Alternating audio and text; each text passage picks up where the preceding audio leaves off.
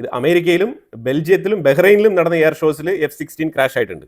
ഇതേപോലെ low speed high alpha മെനൂവറിലാണ് FA-18 Hornet എന്ന് പറഞ്ഞ ആ ഒരു ഫൈറ്റർ ജെറ്റ് ക്രാഷ് ആയത്. അത് കനേഡിയൻ ഹാർനെറ്റിലാണ്, ആ ഒരു ഡെമോയിലാണ്, കനഡയിൽ വെച്ചിട്ടുള്ള ഒരു ഡെമോയിലാണ്. അതുപോലെ F-35 ലൈറ്റ്നിങ് 2 എന്ന് പറഞ്ഞ ആ ഒരു മോഡൽ F-35 2023 എയർ ഷോയിൽ ഇത് ക്രാഷ് ആയിട്ടുണ്ട്. അതുപോലെ ഡസാൾട്ടിന്റെ മിറാഷ് 2000 ഫ്രാൻസും ഇന്ത്യയും ചേർന്ന് നടത്തിയ ആ ഒരു എയർഫോഴ്സ് ഡെമോ നടത്തിക്കൊണ്ടിരുന്ന സമയത്താണ് മിറാഷ് 2000 ക്രാഷ് ആകുന്നത്. ഇതേപോലെ 2009 Rafale fighter jet pre air show ആ ഒരു ട്രെയിനിങ് ചെയ്യുന്ന സമയത്ത് ഇതേപോലെ ക്രാഷ് ആയിട്ടുണ്ട്. അത് പൈലറ്റിന്റെ മിസ്റ്റേക്ക് ആണെന്നാണ് അവർ പറഞ്ഞത്. പക്ഷെ അതിനകത്തും ഇതേപോലെ മെനൂവർ ചേഞ്ചുമായിട്ട് ബന്ധപ്പെട്ട വിഷയം അതിനകത്ത് ഉണ്ടായിരുന്നു.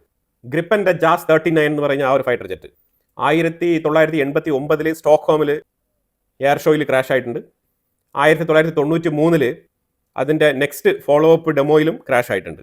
ഇത് ഗ്രിപ്പന് ഉണ്ടാക്കിയ ആ ഒരു ഇമ്പാക്റ്റ് ഉണ്ടല്ലോ, അത് ഹ്യൂജ് ഇമ്പാക്റ്റ് ആണ്, നെഗറ്റീവ് ഇമ്പാക്റ്റ് ആണ് ഉണ്ടാക്കിയത്. പക്ഷേ ഇപ്പോൾ ഗ്രിപ്പൻ നിലനിൽക്കുന്നുണ്ടല്ലോ. 2010 സ്പാനിഷ് ടൈഫൂൺ എയർ ഷോയിൽ ക്രാഷ് ആയിട്ടുണ്ട്, പൈലറ്റ് കൊല്ലപ്പെടുകയും ചെയ്തു. 2019 മാർക്സ് എയർ ഷോ റഷ്യയിൽ മോസ്കോയിൽ സുഖോയ് 30 അവിടെ വെച്ചിട്ട് ക്രാഷ് ആയതാണ്.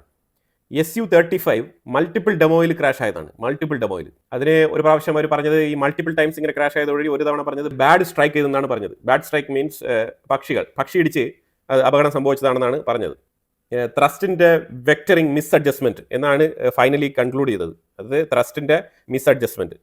MiG-29 3 വ്യത്യസ്ത എയർ ഷോകളിൽ ക്രാഷ് ആയിട്ടുണ്ട് MiG-29. ഇനി ചൈനയുടെ J-10 2016 എയർ ഷോയിൽ ക്രാഷ് ആയിട്ടുണ്ട്. അതിലും പൈലറ്റിന്റെ ജീവൻ നഷ്ടപ്പെട്ടിരുന്നു എന്നുള്ളതാണ്. അപ്പോൾ ഇങ്ങനെ നമുക്ക് നീണ്ട ലിസ്റ്റ് തന്നെ നമുക്ക് വായിച്ചു പോകാൻ പറ്റും. ആ രീതിയിലുള്ള ചരിത്രമാണ് ഈ ഫൈറ്റർ ജെറ്റുകൾക്കുള്ളത്. അപ്പോൾ അതുകൊണ്ട് നമ്മൾ ഇതിനെ ആ രീതിയിലാണ് ഇതിനെ മനസ്സിലാക്കേണ്ടത്.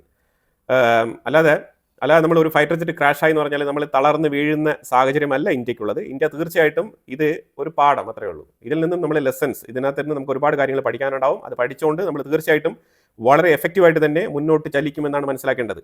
ഇതിനകത്ത്